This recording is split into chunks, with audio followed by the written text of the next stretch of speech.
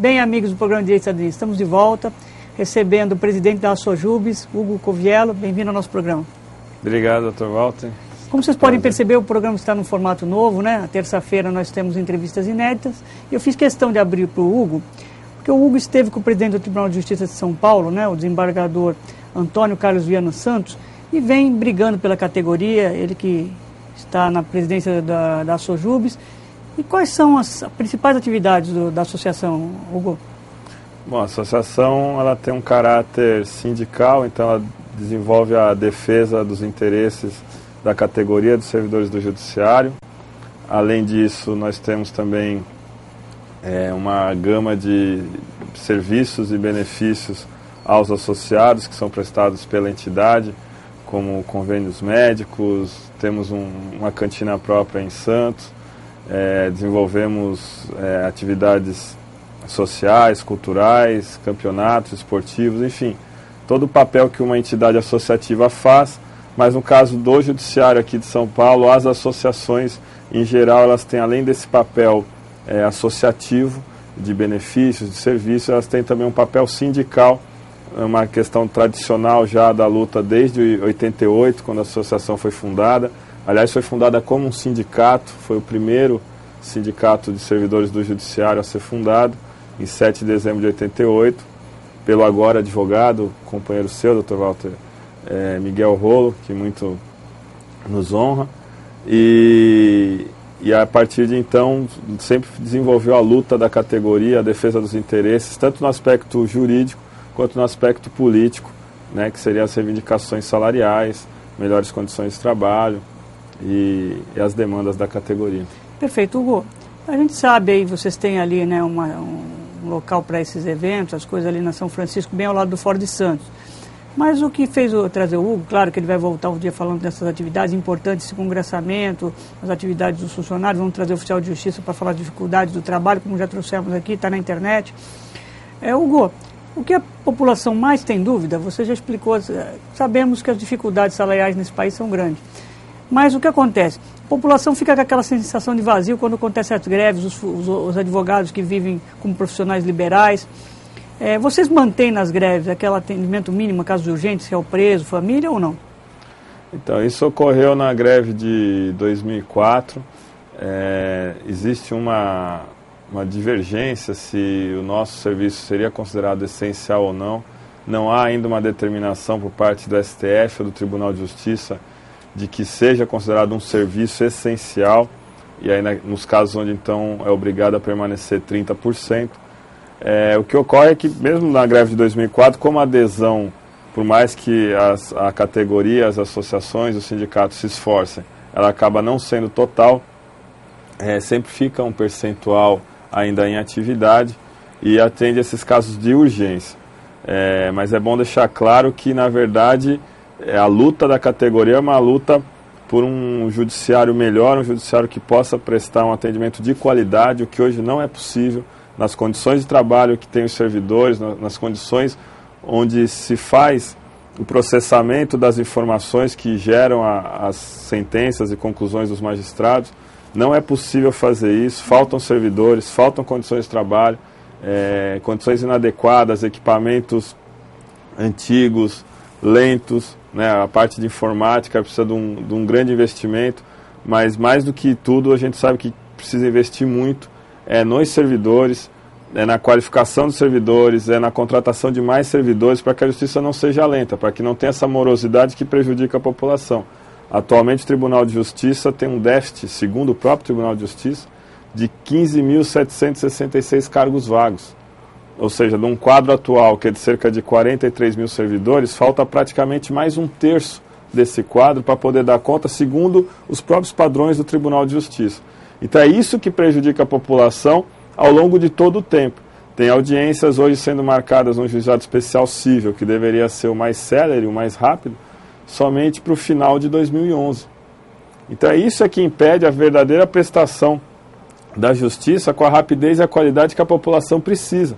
Justiça que não se realiza num tempo curto, num tempo ágil, é uma justiça que realmente acaba deixando a desejar e não cumpre o seu papel. Hugo, eu já convido de antemão o presidente do Tribunal de Justiça, né, o desembargador Antônio Carlos Viana Santos, porque a gente tem que saber o que é fofoca, o que é verdade. Eu não concordo, se isso for verdade mesmo, a proposta de colocar à disposição mais cheque especial para o funcionário. Eu não concordo, porque eu sou daqueles que não usam cheque especial. Porque você entra no cheque especial, você entra numa bola de neve. Então, se essa proposta existiu, isso deve ser um agregado, um oferecimento, mas dentro de uma outra linha de raciocínio. Agora, minha pergunta é o seguinte, o judiciário também, às vezes, não pode ir de encontro ao Estado. O que acontece? Eu já entrevistei vários juízes, promotores, todos são unânimes de falar dificuldade, até de você ter uma sala melhor de trabalho. O Tribunal de Justiça tem locais de trabalho que os desembargadores não contam nem com ar-condicionado. E você teve essa questão aí da Assembleia Legislativa, para ver um projeto de lei. Não estaria na hora de efetivamente todos se agregarem para poder conseguir melhores verbas ao judiciário e, consequentemente, melhores condições de valores para poder fazer as reposições que tanto vocês almejam, Hugo? Dr. Walter, nós acreditamos que sim. Agora, o único que pode cumprir esse papel é o presidente do Tribunal de Justiça. Na medida em que o governo do Estado não respeita a autonomia entre os três poderes, que são independentes e deveriam ter, portanto, autonomia financeira, e ele corta as verbas que o judiciário envia, o único que pode recorrer desse corte ao STF é o presidente do tribunal, nesse momento seria o desembargador Viana Santos, e o que a gente só lamenta é que nos últimos anos que nós temos visto é que os presidentes de tribunal se colocam de maneira subserviente aos interesses do executivo. E isso, por exemplo, na gestão passada, numa das reuniões que nós tivemos com os desembargadores, alguns dos desembargadores chegaram a nos colocar que existe um acordo político entre o então presidente do Tribunal de Justiça, que era o desembargador Belloc, e o governo do Estado. Por isso que ele não recorreria ao STF para não romper esse acordo. E que seria esse acordo para a população poder entender? Seria o quê? Nós também não sabemos, nós gostaríamos de saber. O que a gente sabe é que não recorreram do corte, a única pessoa, a única autoridade que pode fazer isso é o presidente do tribunal. Nenhum sindicato tem esse poder, nenhuma outra instituição. Ele teria que ao STF recorrer do corte. E a OAB, vocês chegarem mais à OAB? Eu acho que é importante isso, a gente vê que vocês têm dificuldade na mídia, por isso que eu abri esse espaço para vocês. Começar a usar a mídia, divulgar o trabalho de vocês e pedir o auxílio da OAB. A OAB sempre briga por isso, condições de computador. Como você falou, às vezes não é só o salário. Às vezes uma questão de moradia, aí sim, mais digna, uma questão de trabalho mais adequado dentro dos fóruns, isso também agrega junto ao funcionário, né, Hugo? Não é só o salário, né? Tem outras coisas que beneficiam ao funcionário, né? Não, e nós também lutamos por isso. Em relação ao tribunal, essa questão do corte de verbas, a gente coloca o seguinte, o tribunal nos últimos anos tem gasto das receitas correntes líquidas do Estado com o pessoal 4,2%, de 3,8% a 4,2%. No último ano foi exatamente 4,2%. Ele poderia gastar dentro do limite da lei de responsabilidade fiscal até 6%. Certo. Ou seja, então na medida em que ele não faz uso disso e não pleiteia essas verbas que são cortadas pelo Executivo, é ele que torna omisso um poder de Estado que tem uma importância tão grande.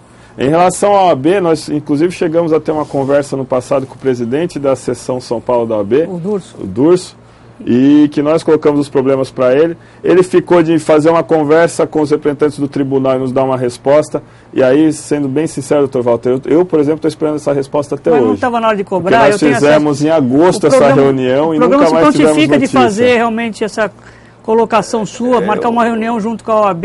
O programa está se colocando à disposição de marcar essa reunião para vocês. Nós estamos sempre dispostos, Dr. Walter. O que eu gostaria de fazer um apelo, na verdade, não à OAB, mas aos advogados que compõem a OAB, é que é muito importante, num momento como esse, por exemplo, em que nós estamos no meio de um processo de greve do judiciário, é que os advogados se coloquem, já que consideram isso, a própria OAB declara, que consideram que o nosso pleito é justo, que as nossas reivindicações são justas, já que nós estamos há 2 anos sem reposição salarial, temos uma defasagem de 20,16%, que se coloquem a nosso favor e discutam dentro da OAB o posicionamento da OAB, porque o que não é possível é a OAB dizer que a nossa reivindicação é justa, mas apoiar depois o Tribunal de Justiça ou entrar com medidas jurídicas contra os servidores. Se ela é justa, se nós estamos do lado certo do direito, por que a OAB se volta contra os servidores? Ela tem que se voltar contra o Tribunal de Justiça, que é ele que é o responsável, inclusive pela existência desse tipo de movimento, na medida em que ele não cumpre a lei, não cumpre o seu papel e não paga a reposição devida aos funcionários. Então veja bem, Hugo, o programa está ficando curto, eu sabia que ia ficar o tempo exímio, eu abri para você.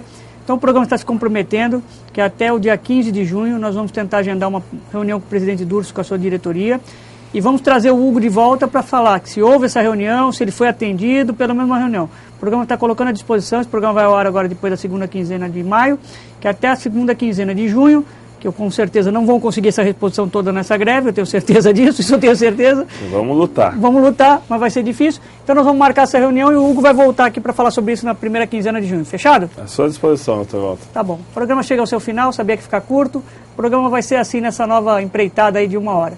Trazer pessoas para fazer reivindicação, abrir o espaço para o outro lado e brigar pelaquilo que a população precisa e os funcionários, as pessoas que servem a população precisam. O programa de Direito e Cidadania é feito assim, com carinho para vocês, sem juridiquês. Até o próximo programa.